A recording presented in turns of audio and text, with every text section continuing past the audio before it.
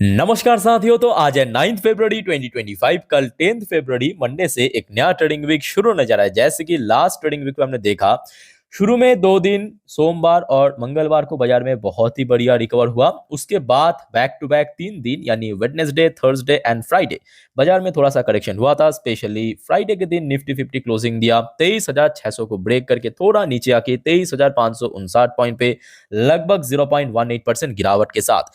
तो बात करेंगे इस वीडियो में शेयर मार्केट से रिलेटेड कुछ इंपॉर्टेंट लेटेस्ट अपडेट, कुछ इंपॉर्टेंट की फैक्टर्स जो कि अपकमिंग ट्रेडिंग वीक पे बाजार को ट्रिगर कर सकता है। वैसे दोस्तों, आप लोगों को क्या लगता है, लास्ट ट्रेडिंग वीक पे या सेकेंड लास्ट ट्रेडिंग वीक पे जैसे कि बाजार में थोड़ा सा करेक्शन या थोड़ा सा साथ में रिकवर भी हुआ था, क्या वैसा ही बाजार रहेगा यानी काइंड ऑफ वॉलेटाइल, या यहां से स्ट्रेट कट ऊपर की तरफ रिकवर करेगा या एकदम से गिरावट होगा? जो भी आपको लगता है आपके अनुसार प्लीज बताइए कमेंट करके कमेंट बॉक्स में। अब चलिए एक एक करके जो इंपॉर्टेंट की फैक्टर्स बाजार को ट्रिगर कर सकता है वो आपके साथ में शेयर करता हूं।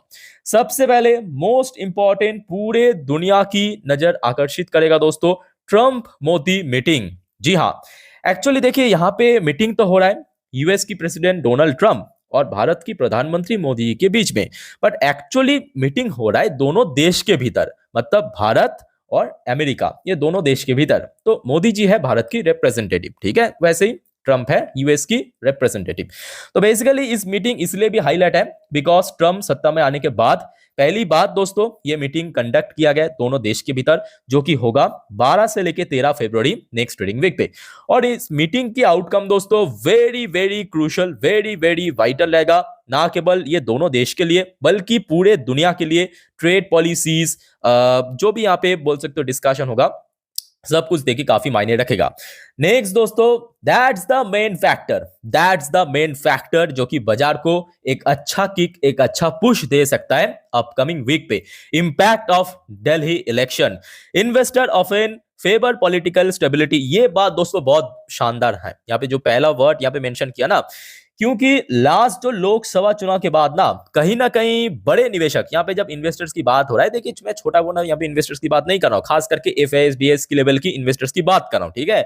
तो कहीं ना कहीं देखा जाए एफआईएस की जो मोरल है या कॉन्फिडेंस है इंडियन बाजार को लेके, पॉलिसीज को लेके, वो काइंड ऑफ थोड़ा सा गिर गया था। क्योंकि आप समझ सकते हो कि एक मतलब जो रूलिंग पार्टी था बीजेपी, जो कि इसके पहले 2019 की चुनाव में हमने देखा था मेजोरिटी सीट मिला था, 300 के ऊपर सीट मिला था। इस बार लोकसभा चुनाव इवन जो मेजोरिटी भी हासिल नहीं कर पाया, तो कहीं ना कहीं जो कॉन्फिडेंस है वो गिरा था।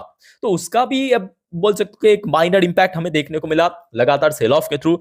अब कहीं ना कहीं देखिए एक एक करके स्टेट जब बीजेपी जीतता जा रहा है, जैसे कि इसके पहले हमने देखा था हरियाणा, उसके बाद लास्ट महीने पे महाराष्ट्र हो गया, लास्ट डे आप दिल्ली को ही आप देख लीजिए, है ना। तो कहीं ना कहीं जो मार्केट की जो मोरल है या कॉन्फिडेंस है बड़े इन्वेस्टर्स की, वो दोस्तों बूस्ट कर सकते हैं। ये चीज यहाँ पे मेंशन किया, देखिए अब BJP victory could reinforce confidence, फिर से यहाँ पे आ सकता है, ठीक है, कॉन्फिडेंस इन गवर्नेंस। देखिए गवर्नेंस एंड इकोनॉमिक पॉलिसी, यही दोस्तों मेन पॉइंट है, ठीक है। और साथ में देखिए यहाँ पे बहुत ही इंपॉर्टेंट पॉइंट मेंशन भी किया कि FIs likely to react positively due to perceived policy, ये देखिए बीजेपी लीड एडमिनिस्ट्रेशन, ठीक है। तो कहीं ना कहीं देखा जाए ये जो दो फैक्टर्स है ये कहीं ना कहीं बाजार को ट्रिगर कर सकता है। और मोस्ट इंपॉर्टेंटली मैं कहूंगा ये मेन फैक्टर है, ये मेन फैक्टर। अच्छा, इसके अलावा देखिए जैसे कि ऑलरेडी ज्यादातर कंपनी की अर्निंग आउट हो चुका है Q3 का, फिर भी बहुत सारे मतलब अभी भी लगभग 2000 या 2000 से ज्यादा कंपनी की अर्निंग आउट होना बाकी है। उनमें से ज्यादा छोटे मोटे कंपनी, ज्यादा बड़े जो वाइटल कंपनी है उसका रिजल्ट आउट हो चुका है। तो यहाँ पे कुछ कंपनी का नाम भी मेंशन किया, जैसे कि कुछ निफ्टी की शेयर है, आईशर मोटर हो गया, एस्कॉट हो गया, सिग्नेचर हो गया, वीवीएल हो गया यानी वरुण बेवरेज हो गया, फिश हो गया, आपके वोडाफोन आइडिया हो गया, इरकॉन से लेके आईआरसीटीसी, ल्यूपिन, सेल हो गया, हिंदुस्तान एरोनॉटिक्स लिमिटेड, मतलब आपके एचएल हो गया, आरवीएनएल हो गया। तो ये सारे कंपनी दोस्तों अपना अर्निंग प्रेजेंट करेगा अपकमिंग ट्रेडिंग वीक पे। और आप सभी को दोस्तों मैं रिक्वेस्ट करूंगा चैनल के साथ कनेक्टेड रहिए, जब भी ये कंपनी की अर्निंग आउट हो जाएगा Q3 का, डेफिनेटली मैं आपको शेयर कर दूंगा जैसे कि हर रोज करता हूं, ठीक है। अच्छा, लास्ट डे एक्चुअली एफएस और डीआईएस की एक्टिविटीज में बहुत सारे चेंजेस हुआ, क्योंकि इसके पहले हमने देखने को मिला था एफएस द्वारा लगातार sell off, no doubt last day भी सेल हुआ, ठीक है, बट सेलिंग का अमाउंट काफी कम हो गया था, बहुत कम था। एफएस ने टोटल सेल किया था ओनली 480 करोड़ के आसपास, 479 करोड़। और डीआईएस ने भी हमने देखा बाइंग का जो टोटल वैल्यू था वो भी काफी कम था, लगभग 454। अब देखना ये होगा कि दिल्ली इलेक्शन मतलब जो रिजल्ट आउट होने के बाद क्या ये बदलता है, क्या एफएस द्वारा एक अच्छा इन्फ्लो आ सकता है, इसमें कोई संदेह नहीं है, क्योंकि इसके पहले भी हमने देखा था, है ना।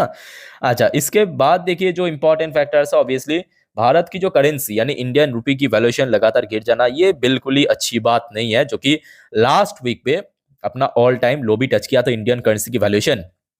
अच्छा, क्रूड ऑयल की प्राइस की बात करें, क्रूड ऑयल की प्राइस ऑलमोस्ट यहाँ पे स्टेबल है। क्रूड ऑयल की बात करें या ब्रेन क्रूड की बात करें तो यहाँ पे कोई बहुत बड़ा चेंजेस हमें देखने को मिला, यही देखिए WTI, और ये हो गया आपका नॉर्मल ब्रेंड। ठीक है, ब्रेंड की प्राइस भी हमने देखा कोई बहुत बड़ा चेंजेस नहीं हुआ, ये ½ % के आसपास। तो फिलहाल दोस्तों, नेक्स्ट पेज में जाने से पहले मैं आपको थोड़ा सा यहाँ पे रिमाइंड करने की कोशिश करता हूँ। यहाँ पे जो सारे पॉइंट हमने डिस्कस किया, जैसे कि क्रूड ऑयल की प्राइस को लेके, रुपीज वर्सेस डॉलर को लेके जो कि लगातार गिरता जा रहा है। इसके अलावा देखिए एफएसडीएस के एक्टिव बदल सकता है ना, बहुत सारी कंपनी की अर्निंग आउट होगा। Most importantly Delhi election result के बाद कहीं ना कहीं बाजार की सेंटिमेंट भी काफी हद तक बूस्ट कर सकता है। ठीक है, मतलब कॉन्फिडेंस आ सकती है इन्वेस्टर्स के मन में।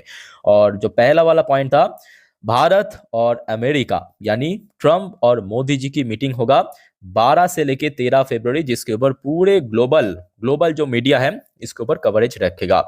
इसके अलावा देखिए दोनों देश के भीतर एक बहुत वाइटल मैक्रो डेटा आउट होगा, जिसे हम कहते हैं भारत का भी CPI inflation rate, even US का भी सीपीआई इन्फ्लेशन रेट। और ये देखिए जो डेटा आउट होगा, सबसे पहले आप देखिए ये इंडिया का है। इंडिया का जो सीपीआई इन्फ्लेशन रेट इस बार बहुत वाइटल है, बिकॉज आरबीआई एमपीसी मीटिंग पे भी हमने देखा था जो फोरकास्ट किया गया था, मतलब यहाँ पे आप देख सकते हो 4.69%। अगर सच में ऐसा आ गया या इसके आसपास आ गया ना, तो कहीं ना कहीं जो निवेशक की कॉन्फिडेंस को और ज्यादा बूस्ट करेगा, बिकॉज इसके पहले हमने देखा कि बैक टू बैक लगातार 5% से ज्यादा। तो कहीं ना कहीं इस बार आरबीआई की फोरकास्ट आया है 4.69%। यहाँ पे देखिए, मैं इस पेज को इससे ज्यादा जूम नहीं कर सकता, आप थोड़ा सा देख लेना ध्यान से। ठीक है, 4.69% मेंशन किया। तो एक्चुअली क्या होगा वो दोस्तों आपको 12 तारीख के लिए आपको वेट करना पड़ेगा, मतलब कल हो गया 10, 11, 12 बुधवार को। ठीक है, ऑब्वियसली आपको मैं अपडेट दे दूंगा। नेक्स्ट मोस्ट इंपॉर्टेंट, यूएस का भी सेम डे कोई यहाँ पे चेंज नहीं होगा। ये देखिए 12 फरवरी को यूएस का भी आउट होगा, बट यूएस की जो फोरकास्ट आया है फेडरल रिजर्व द्वारा 2.9%। तो मतलब लास्ट महीने पे जो था वही रहने का पूरा संभावना है, चांस है। ठीक है, तो एक्चुअली क्या होगा ये तो आपको 12 तारीख ही मालूम पड़ेगा। तो 12 तारीख देखिए, एक तो यूएस और दूसरा भारत, दोनों ही देश की सीपीआई इन्फ्लेशन डेटा आउट होगा, मोस्ट इंपॉर्टेंटली भारत का है। तो दोस्तों एक और चीज मैं आपको कहूंगा वीडियो में आगे बढ़ने से पहले, देखिए आप अगर मुझे फॉलो नहीं करते ना, फॉलो करके रखिए इंस्टाग्राम फेसबुक में, जिसका लिंक आपको नीचे मिल जाएगा। बिकॉज ये जो सारी इंपॉर्टेंट इकोनॉमिकल डेटा जब भी आउट होता है ना, डेफिनेटली मैं आपको वीडियो के थ्रू शेयर करूंगा, बट सबसे पहले इंस्टाग्राम स्टोरी में शेयर कर दूंगा। वहां पे एक्चुअली शेयर करना जल्दी हो जाता है। ठीक है, तो मेरे साथ कनेक्टेड जरूर रहना इंस्टाग्राम फेसबुक पे। और अभी तक दोस्तों वीडियो अच्छे लगे, डेटाज अच्छे लगे, तो प्लीज वीडियो को लाइक करके जरूर एनकरेज करना। ओके, अब बात करेंगे कुछ और इंपॉर्टेंट अपडेट्स है, जैसे कि लास्ट नाइट यानी शुक्रवार रात को यूएस बाजार में थोड़ा सा कमजोरी था, बिकॉज यूएस की दो इंपॉर्टेंट डेटा आउट हुआ था। एक तो था आपका जॉब डेटा, दूसरा आया था अनएम्प्लॉयमेंट रेट। एक तरफ जहां पे अनएम्प्लॉयमेंट रेट थोड़ा सा ड्रॉप हुआ था, अच्छी बात है, बट जॉब क्रिएशन भी दोस्तों कुछ खास नहीं हुआ था, और बाजार इस डेटा को थोड़ा सा नेगेटिवली लिया, और जो होना था वही हुआ, जहां पे डॉ जोन्स ऑलमोस्ट 1% नीचे क्लोजिंग दिया। नैस्डैक की बात करें, क्लोजिंग हुआ 1.36% नीचे। ठीक है, अच्छा, इसके अलावा इंडियन करेंसी की वैल्यूएशन लगातार बैक टू बैक ड्रॉप होता जा रहा है, जैसे कि आप देख सकते हैं ये 5 दिन का चार्ट है। 5 दिन पहले था यहाँ पे, अभी पहुंच चुका है यहाँ पे। I don't know, next week में 88 भी क्रॉस कर सकता है, जो आपको मैं इसके पहले भी कहा था कि अगर गिरते गिरते 90 तक भी पहुंच गया ना, तो बिल्कुल ही शॉक मत हो जाना। बट हाँ, अगर ये सब के बीच में अगर इंडिया की मैक्रो डेटाज है वो अगर बेटर हो गया, तो आई थिंक ये गिरावट रुक भी सकता है। और दूसरा पॉइंट ये भी है कि डॉलर अगर दोस्तों थोड़ा सा वीक पड़ गया, तो आई थिंक कि ना केवल इंडियन करेंसी, जितने भी दुनिया भर की करेंसी है वो डॉलर के अगेंस्ट में थोड़ा स्ट्रॉन्ग हो जाएगा। बट आज के डेट में डॉलर काफी स्ट्रॉन्ग है, ठीक है, जिसके चलते लगातार वीक होता जा रहा है बाकी करेंसीज। अच्छा, इसके अलावा देखिए जो ब्रेन क्रूड की प्राइस थोड़ा सा स्टेबल था लास्ट वीक में, कोई बहुत बड़ा चेंजेस देखने को नहीं मिला, ओनली 2% की करेक्शन था। अच्छा, बात करेंगे दोस्तों और भी कुछ इंपॉर्टेंट फैक्टर्स एंड न्यूज़ के ऊपर। और उसके पहले अगर आपको वीडियो अच्छे लगे, वीडियो लाइक करना और चैनल को सब्सक्राइब करना मत मत भूलना। और आज रात की जो 10:30 की वीडियो आएगा ना इस चैनल पे, जिस पर हम नेक्स्ट डे मार्केट प्रिडिक्शन, मतलब कल बाजार किस तरह मूव कर सकता है, रेजिस्टेंस, सपोर्ट, ये सारे पॉइंट आज पूरे दिन की लेटेस्ट अपडेट को कवर करेंगे, उसको भी कतई मिस मत करना, ठीक है। वही सेम टाइम 11:15 के आसपास आपको मिल जाएगा इसी चैनल पे।